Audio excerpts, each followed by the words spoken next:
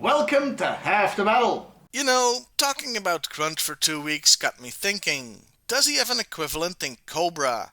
Sure, you could point out any Cobra trooper or regular Viper, but those remain nameless and faceless, like the green shirts. What we need is an actual character. It took me a while, but I think I found somebody. So say hello to my little friend. Meet Scarface, or Scarred Cobra Officer as he's officially called for obvious copyright reasons. This figure was released in 2008 with no original body parts. Yeah, it's a repaint of a Cobra or Cobra Trooper figure from 2007, meaning it uses the modern body construction. This figure was part of a comic book 2-pack together with a Fred series Crimson Guard and a comic book. Duh! To make him look more unique, he was given a webbing accessory for his chest, making him look like a Cobra officer, and a color scheme made to resemble the comic book version of one. So, yellow detailing and a red face mask instead of a black one. To further add to his uniqueness, they gave him scars. On his face, in fact. Though they kinda screwed that up by making them barely noticeable. They should be far more prominent. As you'll see when we discuss the character. One annoying feature is the helmet, which is removable. It's annoying because it's very removable, and in fact will fall off at the slightest provocation. Snap-on, stay-on accessories were apparently not a thing for these toys. That means it's better left on a shelf as a modern body construction representation of a comic-accurate Cobra officer, especially since the scars are barely there. Hi, Editing Timmer here. It should be noted that the scars are far more noticeable in the photograph than they actually are in real life, which is very weird. Just wanted to point that out so my original complaint still makes sense. If you want a better version of that though... There was a figure made in 2004 that was also part of a comic pack, but uses body parts from the original line. It's far superior. And that was the only figure Scarred Cobra Officer ever got. It wasn't great, but that's not really why we're here, is it? No, the meat and potatoes of this episode is to discuss the character, and for once, not starting with the file cards, but with the comic. Scarface first shows up in issue 12, being chased by the Joes for having stolen missile guidance chips in his possession. He manages to get away, even shooting Clutch in the process, but the Joes have seen his scars. He makes it all the way to Sierra Gordo, escaping once again. We find out his job within Cobra is that of a courier, tasked with transporting a deadly virus, which he does and even gains praise from Cobra Commander himself, though the Baroness questions his loyalties, like right in front of him. Harsh! In reality, Scarface was under post-hypnotic suggestion, as the whole briefcase thing was to fool the Joes, without him being in on the plan. But maybe questioning his loyalties wasn't that out of line, as next we see him, it turns out he's actually working for Destro, though he doesn't know what he's planning, namely getting rid of Cobra Commander. Thanks to Scarface accidentally mentioning the Baroness will be with Cobra Commander when Destro's plan would unfold, he has to stop his own scheme. As to why Scarface is working for Destro? Well, there is this bit of dialogue.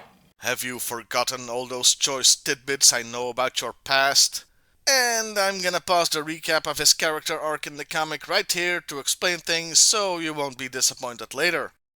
You wanna know how he got these scars? Screw you, that's how. It's never explained. His mysterious past, also never explained. So yeah, that sucks. Back to the recap. Destro had given the Joes the location of Cobra Commander, so he, Scarface, and a squad of troops have to intercept the Joes before they capture or kill the Commander, and more importantly, the Baroness. They succeed, and Destro even mentions it was Scarface who found out about the G.I.Joe attack. This apparently gives him a seat at the high table alongside the actual high-ranking Cobras in a very Game of Thrones-like scene. He's part of Cobra's attack on the US Treasury that ultimately fails, but he manages to get away on a bus. After some shenanigans, he heads to Coney Island. He hopes to lay low there, but is spotted the moment he arrives, so his rest isn't gonna last long. In fact, everybody seems to be after him. What a popular guy. The first one to find him though is... Come on without, come on with him. Yes! You'll not see nothing like the mighty wind. Quinn lets him go after grilling him for information, only for him to be picked up by Destro, who promptly turns him over to Dr. Venom. Oh right, those two don't like each other, FYI. He injects Scarface with a toxin that will become contagious in 2 weeks, by which time they hope he'll be in G.I.Joe custody and wipe them out with the virus. The Joes do capture him and will take him to their headquarters. Since he's not too thrilled about being used as a typhoid Mary, especially since he doesn't have the immunity she had. He tells the Joes everything he knows and even gives them the antidote he managed to steal.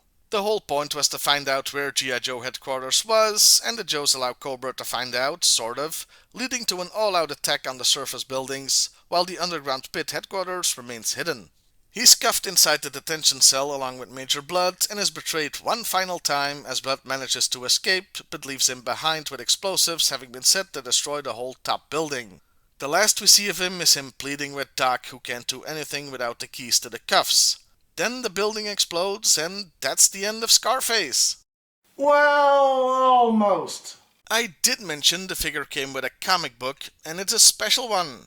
Rather than being a reprint of one from the original series, it's a new story set in a flashback of sorts, where Scarface is actually Cobra Commander's driver. He's only got a bit part in it really, and timeline-wise it's very difficult to actually fit into the main series, so best to ignore it. Finally, the file card basically says he's the Commander's driver and has scars and a mysterious past. So nothing new there either. And that was Scarface. Quite an interesting character, but the main question is, can we say he's Cobra's equivalent to Grunt?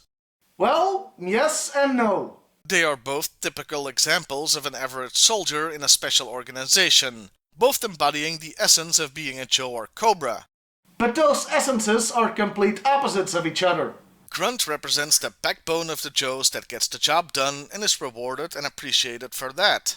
Scarface, on the other hand, gets used, manipulated, and controlled by those above him for their own gain, and in the end is discarded when he's no longer useful, literally left to die.